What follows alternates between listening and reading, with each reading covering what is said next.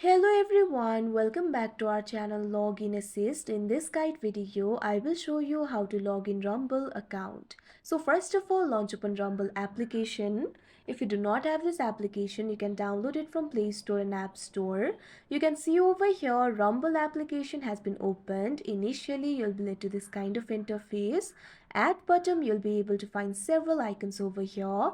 Tap on the account icon that you can see at the bottom right corner of your screen. Now you'll be led to this kind of interface.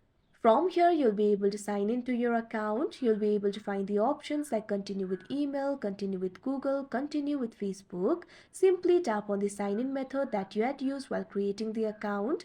Here I'm just going to tap on the option continue with email. If you also selected that option, you can see over here you'll be led to this kind of interface. This is the official sign-in interface of Rumble. All you have to do is enter your email or username and password. So first of all, enter your email or username. Here I'm just going to enter my email. Now simply enter your password. If you've forgotten your password, tap on the option forget password and you'll be able to reset it. Now after entering the credentials, tap on the sign in option.